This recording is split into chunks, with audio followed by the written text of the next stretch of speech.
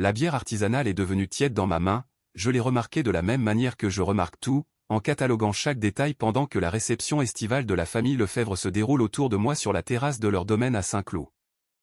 La boisson a atteint la température ambiante il y a environ 17 minutes, précisément au moment où Bastien a entamé son 3e cours magistral sur les investissements en crypto-monnaie à qui veut l'entendre. Je me tiens près de la balustrade en pierre, observant la famille prétendre que ce rassemblement est tout à fait normal. Ma femme, Mélanie, est arrivée séparément il y a 2 heures, venant directement du travail selon ses dires, bien que le bracelet Cartier à son poignet soit neuf et que ce ne soit pas moi qui lui ai offert. J'ai classé cette information dans le même dossier mental où je stocke d'autres points de données intéressants depuis 6 semaines. Le propre d'un analyste en cybersécurité est que la reconnaissance de schéma devient une seconde nature, les soirées tardives au bureau, la nouvelle lingerie apparaissant dans la corbeille à linge, la façon dont son téléphone n'est jamais à plus de 15 cm de sa main. L'écran toujours face contre table. Les métadonnées GPS de notre forfait partagé indiquent des visites régulières le mardi après-midi à l'hôtel Mercure de Lyon-Pardieu. Les SMS supprimés qui ne le sont pas vraiment si l'on sait où chercher dans les fichiers de sauvegarde. Arnaud Leroy, son patron chez Biopharma France, vice-président du marketing, 45 ans, marié à Marguerite, 2 enfants, conduit une BMW série 7 grise. Je suis au courant pour lui depuis exactement 43 jours. Vincent, tu fais encore la sociale, lance Béatrice, la mère de Mélanie, apparaissant à mon coude avec son sourire figé d'agent immobilier de luxe. Elle tient une coupe de champagne qui coûte probablement plus cher que mon budget alimentaire hebdomadaire. Je profite juste de la vue, répondis-je en désignant les jardins parfaitement entretenus qui descendent vers la piscine. Eh bien, viens participer à la conversation, Hubert pose des questions sur ton travail. Je la suis vers le groupe principal autour de la table de jardin. Mélanie rit à quelque chose que Bastien a dit. Sa sœur cadette, Clémence, en est déjà à sa 3e coupe, les joues rouges et ses filtres sociaux totalement désactivés. Le voilà, annonce Bastien à mon approche, l'homme qui lit vraiment les conditions générales avant de cliquer sur accepter. Rire poli. J'ai déjà entendu cette blague. Je suis, selon le consensus de la famille Lefebvre, désespérément ennuyeux et prévisible, le genre de personne qui organise ses dossiers par ordre alphabétique et arrive à l'heure exacte à chaque événement. Vincent, tranche un débat, dit Hubert, le père de Mélanie, en faisant un geste avec son verre de cognac. Bastien pense que la crypto est l'avenir de la finance, quel est ton avis professionnel? Je pourrais lui dire que l'investissement récent de Bastien est en réalité une pyramide de Ponzi qui s'effondrera d'ici 6 mois, je pourrais mentionner que le projet qui l'excite tant a déjà été signalé par l'autorité des marchés financiers, mais je ne le fais pas. Je pense que la diversification est importante, dis-je à la place, aucun investissement unique ne devrait représenter plus de 10% de votre portefeuille. Bastien lève les yeux au ciel, voilà, c'est exactement ce dont je parle, tu as tellement horreur du risque, la fortune sourit aux audacieux. La fortune sourit à ceux qui sont préparés, répliquai-je, mais il s'est déjà détourné pour lancer une autre explication sur la blockchain au cousin de Mélanie. Je vérifie ma montre, 19h43. Dans environ 2 minutes, si le schéma se maintient, Clémence dira quelque chose d'inapproprié. Elle s'y prépare toute la soirée, ses commentaires devenant de plus en plus pointus. 19h44, 19h45. Dit Vincent, lance Clémence, sa voix traversant la table avec ce volume que seul procure le vin onéreux et l'immunité sociale. Question sérieuse, quand Mélanie se mettra enfin officiellement avec Arnaud, est-ce que tu vas pleurer? Genre, en public?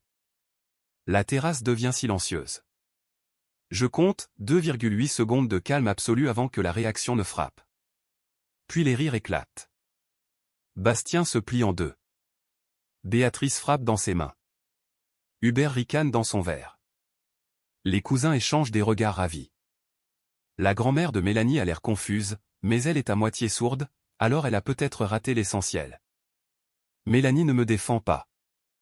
Au contraire, elle se penche en arrière dans sa chaise, avec ce sourire parfait de directrice marketing qu'elle utilise lors des présentations clients. Allez Clémence, c'est méchant, dit doucement Sandrine, la femme de Bastien, qui a toujours été la seule personne de cette famille dotée d'une réelle empathie. Quoi? Clémence hausse les épaules en grimaçant, je suis juste curieuse, il est tellement sans émotion, est-ce qu'il a seulement des sentiments? Honnêtement, dit Mélanie, et je peux entendre le vin dans sa voix, ce courage liquide, Clémence a raison, Vincent est une statue, Arnaud pourrait probablement m'enlever demain et Vincent se contenterait d'ajuster ses tableaux Excel pour tenir compte du changement de statut fiscal. Nouveau rire, plus fort cette fois. Bastien tape sur la table. Mec, c'est ta femme, parvient-il à dire entre deux essoufflements, mais il rit trop fort pour que cela ressemble à une défense. Quoi? Mélanie regarde autour de la table, se nourrissant de leur énergie. Je suis honnête, il est aussi passionnant qu'une base de données, aussi excitant que de regarder la peinture sécher sur un pare-feu. Je pose ma bière sur la table en verre, la condensation a laissé un cercle que j'essuie avec ma serviette. Je prends mon assiette, encore à moitié pleine de saumon traiteur et de légumes rôtis que Béatrice a passé 20 minutes à décrire plus tôt. Me levant lentement, je croise le regard de chaque personne autour de la table. Clémence glousse encore. Bastien essuie ses larmes. Béatrice sourit avec indulgence à ses filles. Hubert semble vaguement mal à l'aise mais pas assez pour protester. Les cousins, les tantes, la grand-mère. Sandrine, la seule qui ne rit pas. Et Mélanie, ma femme depuis 9 ans, me regardant avec un mélange d'amusement et de mépris. C'est entendu, dis-je. Puis je marche vers ma voiture. Derrière moi, les rires faiblissent et s'éteignent. J'entends quelqu'un dire « Attendez, il part vraiment ?» Mais je suis déjà au portail, appuyant sur le bouton de déverrouillage de ma clé de Peugeot 3008. Le trajet vers Lyon prend un peu moins d'1 heure. J'utilise ce temps pour parcourir ma liste de contrôle une dernière fois, m'assurant que chaque étape du protocole est prête à être exécutée. Je planifie cela depuis 6 semaines, depuis que j'ai confirmé mes soupçons sur Mélanie et Arnaud. Les 3 premières semaines ont été consacrées à la reconnaissance et à la collecte de preuves. Les 3 dernières à l'exécution et au carton. Ce soir était simplement le déclencheur que j'attendais, l'humiliation publique qui justifie tout ce qui va suivre. Notre appartement sur le plateau de la Croix-Rousse est exactement comme je l'ai laissé ce matin. Les chaussures de créateur de Mélanie sont éparpillées près de la porte. Ses documents marketing sont étalés sur la table à manger. La photo encadrée de notre mariage dans le Beaujolais est toujours dans le couloir, nous montrant tous les deux souriant face à un avenir qui n'existe plus. Je vérifie ma montre, 20h35. Le camion de déménagement est garé à 2 rues d'ici, déjà chargé de tout ce qui m'importe. J'ai emballé mes affaires pendant 3 semaines, une boîte par-ci, une boîte par-là, rien que Mélanie ne puisse remarquer. Elle ne m'a pas vraiment regardé depuis des mois. J'éteins l'ordinateur de bureau que nous partageons, celui que Mélanie utilise pour ses mails et ses achats en ligne. Je n'en aurai plus besoin. Tout ce qui est important est déjà sauvegardé sur un stockage cloud crypté, accessible par moi seul. 20h45. J'ouvre mon application bancaire et j'exécute le transfert programmé il y a 2 semaines. 67 000 € passent de notre compte d'épargne joint vers mon nouveau compte à la Banque Populaire de Bordeaux.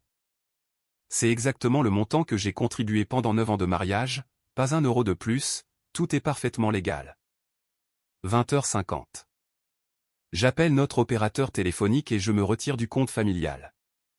Le système automatisé confirme que la ligne de Mélanie restera active mais que la mienne sera déconnectée dans l'heure. J'avais déjà activé un nouveau numéro chez un autre opérateur ce matin. J'annule l'abonnement Internet, les services de streaming, les livraisons de paniers repas que Mélanie adore et dont je n'ai jamais voulu.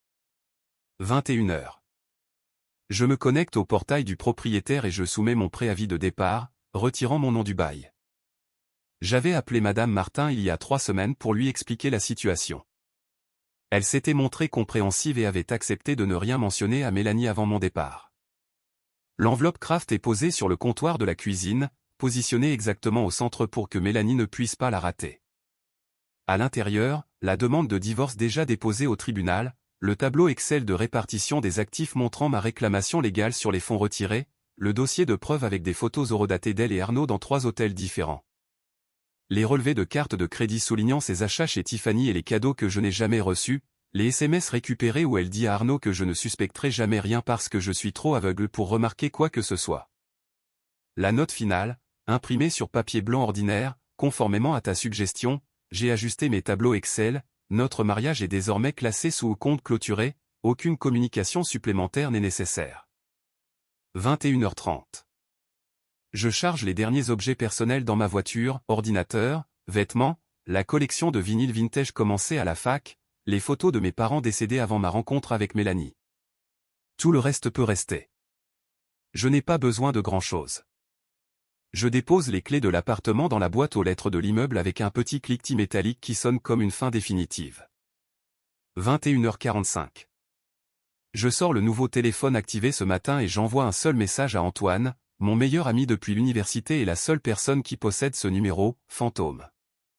Sa réponse arrive immédiatement, « Bonne route, mon frère. » Maintenant, je retire la carte SIM de mon ancien téléphone et je la casse en deux, puis j'écrase le téléphone lui-même sous mon talon sur le parking. L'écran éclate avec un craquement satisfaisant. Demain, je jetterai les morceaux dans des poubelles séparées à travers la ville, mais pour l'instant, la destruction suffit. 22h. Je monte dans ma voiture, fiable et payée, et je prends la direction du sud vers Bordeaux. Le trajet durera un peu plus de 5 heures. J'ai déjà réservé un appart-hôtel sous le nom de la société de conseil pour laquelle je vais travailler, une entreprise légitime, un emploi légal, un départ totalement neuf. Alors que je m'insère sur la 89, mon nouveau téléphone vibre avec un message d'Antoine, elle va perdre la tête quand elle va découvrir. Je réponds d'une main, les yeux sur la route, c'est le but. Le truc avec la cybersécurité, c'est de savoir quelles informations protéger et lesquelles utiliser comme arme. J'avais construit cette stratégie de sortie pendant 6 semaines, chaque détail cartographié, chaque imprévu planifié. Ils pensaient que j'étais une statue. Les statues ne ressentent pas la douleur, mais elles n'oublient pas non plus, et elles ne pardonnent certainement pas. À minuit, je m'installe dans l'hôtel du quartier des Chartrons à Bordeaux. La chambre est petite et anonyme, exactement ce dont j'ai besoin. Je déballe mon ordinateur et je me connecte au système de surveillance que j'ai installé il y a des semaines. L'application de traçage sur le téléphone de Mélanie se synchronise avec le cloud, accessible depuis n'importe quel appareil. Les alertes de la carte de crédit partagée arrivent sur ma boîte mail. L'analyseur de paquets sur notre réseau domestique enregistre chaque visite de site web, chaque mail envoyé, tout est stocké à distance. Je ne fais rien d'illégal, tout ce que je surveille, j'y ai accès légalement en tant qu'époux, pour l'instant. La demande de divorce lui donne 60 jours pour répondre, si elle ne le fait pas, le tribunal prononcera une dissolution non contestée. Je me verse un verre de Bordeaux acheté à l'épicerie à côté de l'hôtel. Il est temps de regarder les retombées commencer. Selon l'application de traçage, Mélanie est à l'appartement d'Arnaud à la Cité Internationale. Elle s'y est rendue après la fin de la fête vers 20h. Les données de localisation montrent qu'elle y est restée depuis, ce qui signifie qu'elle a menti à sa famille sur l'endroit où elle allait après mon départ. Encore une fois, je note le point de données. Elle ne rentre pas avant 6h45 le lendemain matin. À ce moment-là, je suis à plus de 500 km, buvant un café dans un bistrot bordelais quand mon système m'alerte que quelqu'un est entré dans notre appartement. Je regarde les journaux de réseau alors que le téléphone de Mélanie se connecte au Wi-Fi, puis se déconnecte immédiatement. Elle a trouvé l'enveloppe. 15 minutes passent. Puis les appels commencent à frapper mon ancien numéro, celui qui est déconnecté. 12 appels en 20 minutes. Les SMS s'accumulent, non distribuables. Elle essaie les mais j'ai configuré une réponse automatique qui renvoie tout. À 7h30, mon système montre qu'elle appelle sa mère, puis Clémence, puis Bastien, puis sa mère à nouveau. À 8h, le groupe WhatsApp de la famille Lefebvre dont je ne fais plus partie explose. Je le sais parce qu'Antoine y est toujours. Mélanie l'avait ajouté il y a des années lors d'une fête, et il m'envoie des captures d'écran sur mon nouveau mail crypté. Bastien, qu'est-ce que tu as fait? Clémence, oh mon Dieu Mélanie, qu'est-ce qui s'est passé? Béatrice, Vincent, nous devons parler comme des adultes. Hubert, c'est absurde, appelle-nous immédiatement. Mélanie, il est parti, tout est parti, l'argent, ses affaires, tout, il a laissé les papiers du divorce. Clémence, comment ça les papiers du divorce? Mélanie, il sait pour Arnaud, il a des photos, il a tout. Le groupe devient silencieux après cela. 3 jours plus tard, Mélanie se présente au magasin de disques d'Antoine à Lyon. Il m'envoie une photo d'elle par la vitrine avant qu'elle n'entre. Elle a l'air terrible, les cheveux sales, pas de maquillage, en jogging. C'est une femme pour qui l'image professionnelle est tout, et elle s'effondre. Antoine et moi avons un accord, il répondra aux questions mais ne me trahira pas. Où est-il? Je peux presque entendre sa voix à travers la transcription d'Antoine. Aucune idée, lui dit Antoine, ce qui est techniquement vrai, il connaît la ville mais pas mon adresse exacte. Tu es son meilleur ami, tu dois savoir quelque chose. Je sais que tu l'as humilié devant toute ta famille, je sais que tu le trompes depuis des mois, je sais qu'il en a fini avec tout ça. Il y a une pause dans la narration d'Antoine. Puis elle a essayé de me dire qu'elle était enceinte. Je lui ai dit que tu avais fait une vasectomie il y a 2 ans. Elle est repartie en pleurant. Je souris à cela. La vasectomie était l'une des nombreuses choses auxquelles Mélanie n'avait jamais prêté attention. Elle parlait d'avoir des enfants un jour mais ne semblait jamais remarquer quand j'arrêtais d'être d'accord avec ses plans.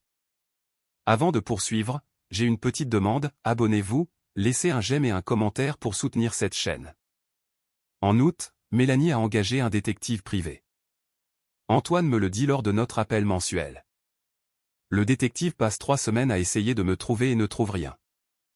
J'ai totalement effacé mon empreinte numérique, compte de réseaux sociaux supprimés, pas seulement désactivé, profil LinkedIn professionnel disparu. Mon ancien employeur confirme que j'ai démissionné par mail mais n'a aucune information de contact. La beauté de travailler dans la cybersécurité est de savoir exactement comment disparaître. Mon nouveau job est dans un cabinet de conseil en sécurité à Bordeaux. Ils sont ravis d'avoir quelqu'un avec mon expérience dans la conformité santé et ne posent pas de questions sur mon emploi précédent au-delà des vérifications d'usage. Je travaille à distance depuis un petit appartement dans le quartier de Saint-Seurin, un quartier de maisons bourgeoises et de rues bordées d'arbres. L'appartement est minimaliste, meubles IKEA, ustensiles de cuisine de base, un matelas neuf. Tout ce dont j'ai besoin, rien de superflu. Bastien est passé au magasin la semaine dernière, me dit Antoine lors de notre appel d'octobre, il avait l'air stressé. Qu'est-ce qu'il voulait? Il n'a pas dit directement, mais je parie que c'est pour de l'argent. Sa femme Sandrine était avec lui, elle s'est excusée pour la fête.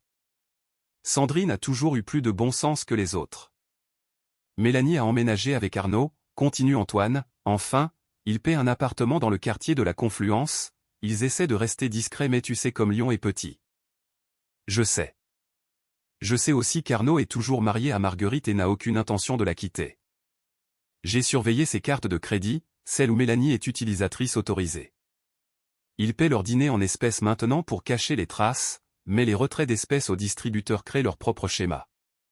Tu les regardes encore? Demande Antoine.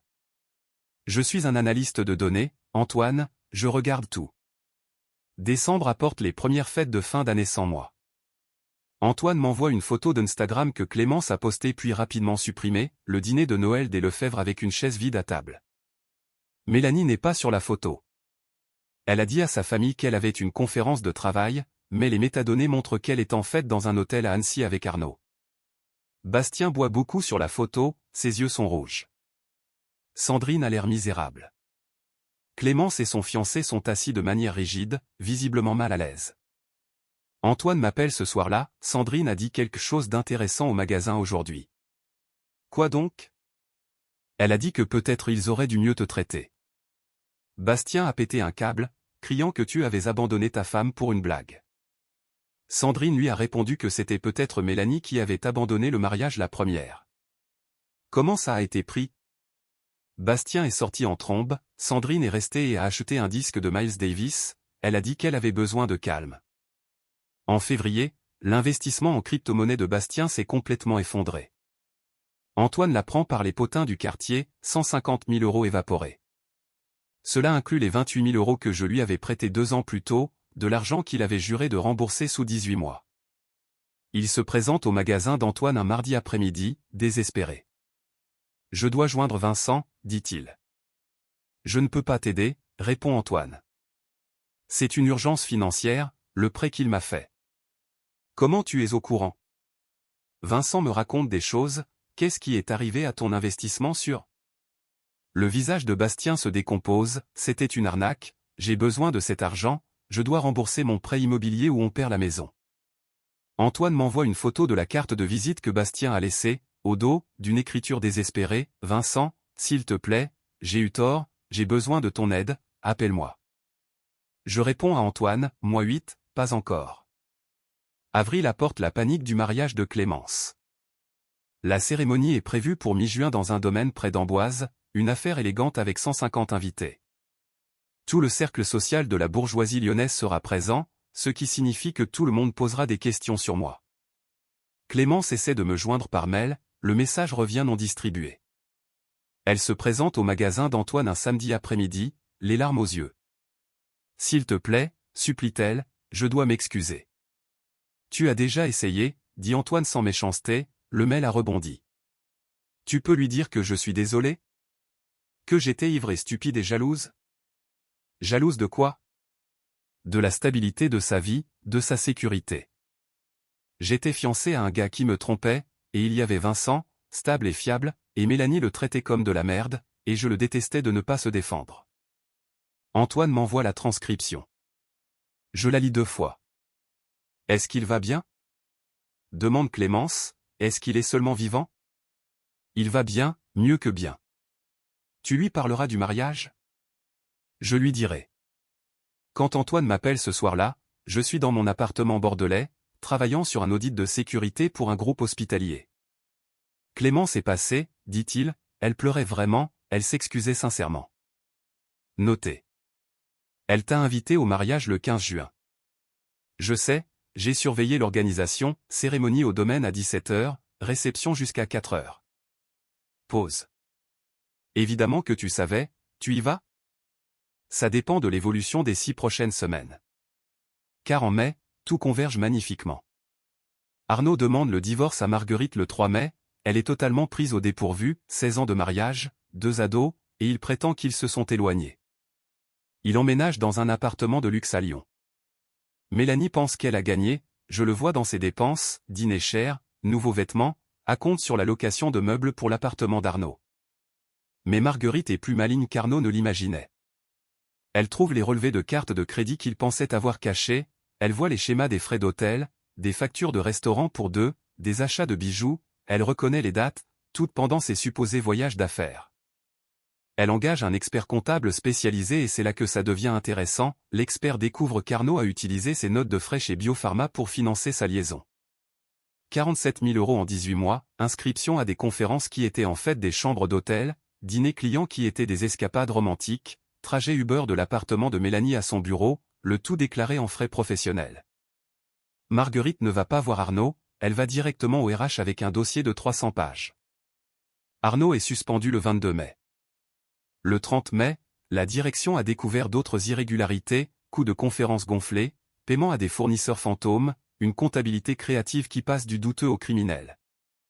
Arnaud est licencié pour faute grave le 2 juin, escorté hors du bâtiment par la sécurité, son badge désactivé, sa voiture de fonction saisie sur le parking. Mélanie, dont la carrière était étroitement liée à la protection d'Arnaud, se retrouve soudainement sous surveillance. Ses rapports de frais sont audités, ses chiffres de vente remis en question, elle est placée sous un plan d'amélioration de la performance, ce que tout le monde en entreprise sait être la première étape vers le licenciement. La famille Lefebvre tient une réunion d'urgence le 8 juin, une semaine avant le mariage. Je le sais parce que Sandrine envoie des messages à Antoine qui me les transfère. Ils essaient de savoir quoi faire de la situation à Vincent, comment expliquer mon absence au mariage, s'il faut signaler une disparition alors que la police leur a déjà dit en juillet que je suis un adulte parti de son plein gré. Bastien risque la saisie de sa maison dans 30 jours. Arnaud est au chômage et risque des poursuites pour abus de biens sociaux. La carrière de Mélanie prend l'eau. Le mariage de Clémence est dans 7 jours et elle doit expliquer pourquoi le mari de sa sœur n'est pas là. La base de données est complète, chaque transaction financière enregistrée, chaque mensonge documenté, chaque conséquence suivie. Il est temps de lancer la requête. J'achète un nouveau costume pour le mariage, gris anthracite, taillé sur mesure pour ma nouvelle silhouette, j'ai perdu 10 kilos l'année dernière et pris du muscle grâce à la salle de sport. Je me fais couper les cheveux chez un vrai barbier. Le 15 juin, je conduis de Bordeaux vers le domaine. Arrivant à 16h30, le parking est déjà rempli de voitures de luxe. Je me gare au fond et vérifie mon apparence dans le miroir, j'ai l'air confiant, en bonne santé, libre. La coordinatrice du mariage m'arrête à l'entrée, votre nom, s'il vous plaît ? Vincent Reeves. Elle parcourt sa liste, fronce les sourcils, puis ses yeux s'écarquillent, oh, monsieur Reeves, oui, vous êtes sur la liste, bienvenue. Je vois la curiosité dans son expression, les ragots qu'elle a dû entendre, mais elle est professionnelle. Le cocktail pré-cérémonie se tient sur la terrasse. Je reconnais la plupart des visages, les Lefebvre, les amis de Mélanie, les collègues de Clémence. Les murmures commencent dès que j'entre. Bastien me voit le premier, il devient pâle, manquant de lâcher son verre. Sandrine, à côté de lui, sourit, c'est le premier vrai sourire que je vois chez eux depuis des années. Hubert s'approche avec prudence, Vincent, mon garçon, on s'est inquiété. Pas besoin, Hubert, je vais très bien. Où étais-tu? À Bordeaux, je travaille, je vis, je m'épanouis. Bastien apparaît à mon coude, transpirant, Vincent, mec, on doit parler. Ah bon? Je n'ai pas souvenir d'avoir programmé un rendez-vous. C'est pour l'argent, le prêt, je suis dans la merde, j'ai besoin de quoi, Bastien? Du prêt que tu devais rembourser il y a 6 mois? Celui que tu as jeté dans des arnaques crypto après que je t'ai prévenu? Sa bouche s'ouvre et se ferme, comment tu sais pour? Je suis analyste de données, Bastien, l'information est ma spécialité. La cérémonie est magnifique, Clémence a l'air vraiment heureuse, son mari semble être un gars bien, un pilote de ligne au visage honnête. Il n'a aucune idée de la tension qui émane du clan Lefebvre. Je suis assis au dernier rang, observant tout. Mélanie est la témoin, debout près de l'autel dans une robe bleue qui coûte probablement plus cher que mon loyer actuel. Elle ne cesse de se tourner vers moi, son expression est illisible. Pendant les vœux, quand le marié promet d'aimer Clémence pour le meilleur et pour le pire, je vois les yeux de Clémence dériver vers moi, elle pleure, et je ne pense pas que ce soit uniquement de joie. Le vin d'honneur est le moment où les choses deviennent intéressantes. Je m'approche de Clémence et de son mari, félicitations, dis-je en lui tendant un petit coffret. Elle l'ouvre les mains tremblantes, à l'intérieur se trouve un médaillon antique, celui que la grand-mère Lefebvre portait, une pièce que Clémence avait toujours admirée. Je l'avais acheté lors d'une vente aux enchères il y a 3 ans, le gardant pour un moment important. La carte indique « Je te souhaite le bonheur que je pensais autrefois avoir, puissent tes fondations être plus solides que les miennes. » Vincent, Clémence fond en larmes, Vincent, je suis tellement désolé pour cette soirée, ce que j'ai dit. Tu as dit la vérité, Clémence, Mélanie me trompait, tu l'as juste annoncé publiquement. J'étais ivre et jalouse. Tu étais ivre, elle était cruelle, il y a une différence. Le marié me tend la main, je suis ravi de te rencontrer, j'ai beaucoup entendu parler de toi. Tout en mal, j'imagine?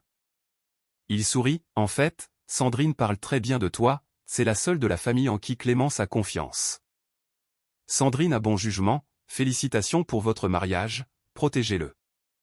Le plan de table me place à la table d'honneur, directement face à Mélanie, Clémence a insisté, un choix qui ressemble à une pénitence. Bastien et Béatrice sont là aussi. La tension est palpable. Nous traversons l'entrée dans un silence de plomb. Puis Mélanie craque, alors tu disparais juste pendant 1 an. C'est ta solution au problème? Je pose ma fourchette, je n'ai pas disparu, Mélanie, j'ai déménagé. Tu as abandonné notre mariage. Choix de mots intéressants pour quelqu'un qui a passé 18 mois dans le lit de son patron. Bastien essaie d'intervenir, Vincent, ce n'est pas le lieu. Tu as raison, Bastien, un mariage n'est pas non plus le lieu pour des discussions financières, mais puisque tu l'as évoqué, ce prêt dont tu avais besoin, il a été payé, ta maison est sauvée. Il me fixe, quoi? Pourquoi tu ferais ça?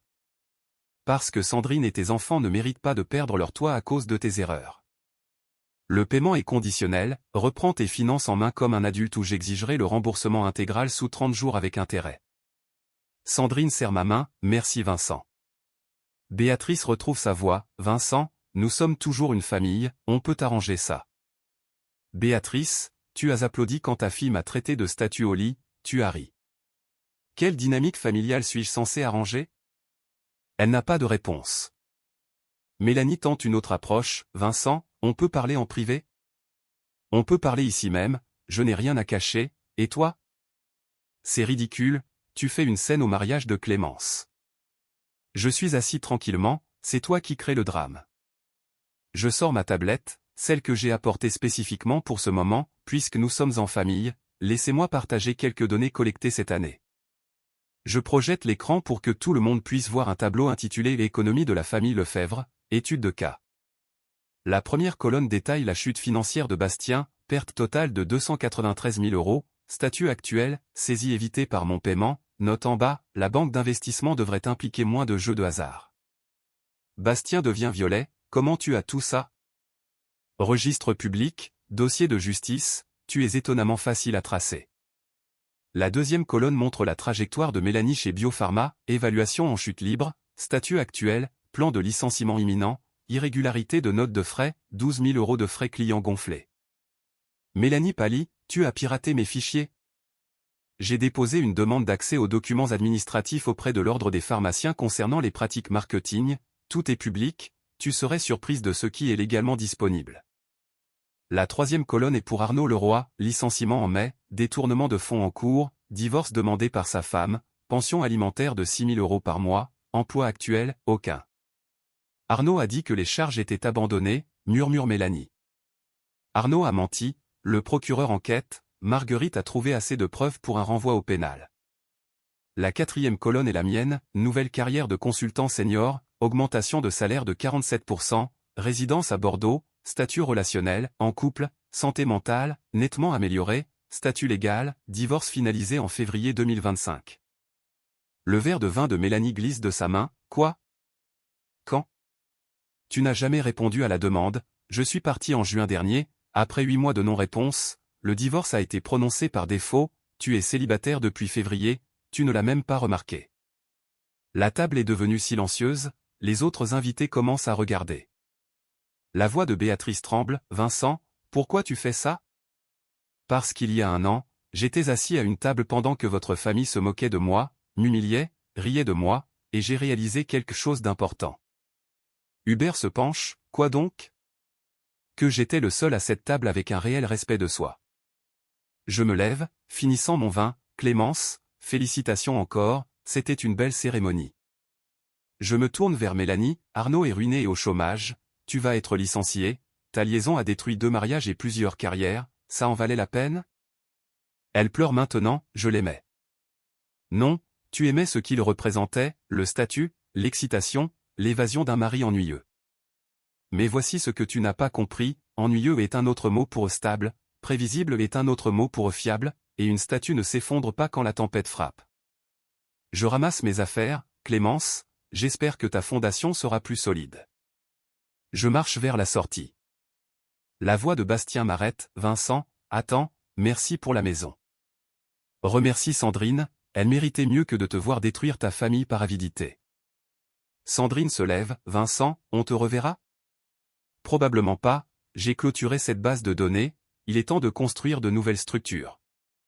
Le trajet de retour vers Bordeaux semble différent de celui de l'aller, plus léger. J'ai dit tout ce que j'avais à dire. Antoine m'appelle le lendemain, alors, cette option nucléaire? Efficace, propre, complète. Besoin de débriefer en personne? Pas nécessaire, mais garde ça. Je lui envoie les accès à mon stockage cloud sécurisé, tout est là, les dossiers financiers, la chronologie, les preuves. Pourquoi tu me donnes ça? Parce que tu es la seule personne qui ne m'a jamais traité comme un moins que rien. Qu'est-ce que je dois en faire? Rien, probablement, mais s'ils essaient un jour de réécrire l'histoire, tu auras les données. Antoine reste silencieux, tu en as vraiment fini avec eux? Antoine, j'ai passé 9 ans avec quelqu'un qui me voyait comme un meuble, un truc stable et ennuyeux en attendant mieux, puis j'ai passé 1 an à la regarder apprendre que mieux ne veut pas dire excitant. Tu te sens vengé? Je me sens libre. 6 mois passent. Décembre à Bordeaux est froid mais gérable. Mon appartement est plus chaleureux maintenant, toujours minimaliste mais avec des touches personnelles, des tirages d'architecture offerts par ma compagne, Adèle. Nous nous sommes rencontrés en septembre dans une librairie, cherchant le même livre sur l'urbanisme. Elle est professeure d'architecture à l'université et elle pense que ma nature méthodique est un atout, pas un défaut. Le téléphone sonne, un numéro inconnu de Lyon. Je manque de ne pas répondre, mais la curiosité l'emporte. Vincent Rives à l'appareil. Salut, c'est Clémence, s'il te plaît ne raccroche pas. Je t'écoute. Je n'appelle pas parce que j'ai besoin de quelque chose, je voulais juste te donner des nouvelles. Mélanie a été licenciée en août, elle est retournée vivre chez nos parents, elle travaille comme secrétaire dans un cabinet dentaire. Arnaud est au tribunal pour détournement, sa femme a obtenu la garde exclusive et la majorité des biens. Et en quoi cela m'impacte? En rien, je pensais juste que tu voudrais savoir. J'ai arrêté de les suivre en juillet, une fois la base de données complète, il n'y avait plus rien à analyser. Elle se tait, Bastien et Sandrine sont en thérapie de couple, ils travaillent normalement maintenant, plus de plans crypto. Bien, Sandrine mérite la stabilité. Maman et papa m'ont demandé de te contacter, ils veulent s'excuser. Dis-leur que j'apprécie l'intention mais que je ne suis pas intéressé par une reprise de contact. Je comprends. Autre chose, on attend un enfant avec mon mari. Félicitations, sincèrement. Merci Vincent, et merci d'être venu au mariage, je sais que ça t'a coûté. Ça m'a permis de tourner la page, ça en valait la peine. Une dernière chose, Antoine m'a envoyé une photo la semaine dernière, toi et une femme dans son magasin, elle est magnifique. Je souris, elle s'appelle Adèle, elle est prof d'architecture, on se voit depuis 3 mois. C'est sérieux? C'est prometteur, elle trouve mes histoires d'analyse de données fascinantes au lieu d'ennuyeuses. C'est comme ça qu'on sait que c'est la bonne. Exactement. Je ne rappellerai plus si tu ne le souhaites pas, mais je suis vraiment désolé pour tout. Je sais, je te pardonne Clémence, mais je ne peux pas oublier. C'est juste. Prends soin de toi Vincent. Toi aussi. Je ferme mon ordinateur, Adèle va bientôt arriver avec nos plats chinois préférés. On va dîner et regarder un documentaire sur l'urbanisme. On m'a demandé si j'allais pleurer quand Mélanie m'a trompé. Je n'ai pas pleuré. J'ai disparu. Et puis j'ai reconstruit. Pas sur les fondations de leur famille et de leur cruauté gratuite, mais sur les données en lesquelles j'ai toujours eu confiance, les faits, les schémas, les preuves. La vérité n'a pas fait de moi une statue, elle m'a rendu incassable. On sonne à la porte, Adèle, à l'heure, portant les sacs de nourriture et ce sourire qui me fait croire aux secondes chances. Nouveau chapitre, nouvelles données, nouvelle vie. La base de données est complète et la requête a renvoyé exactement le résultat attendu, la liberté.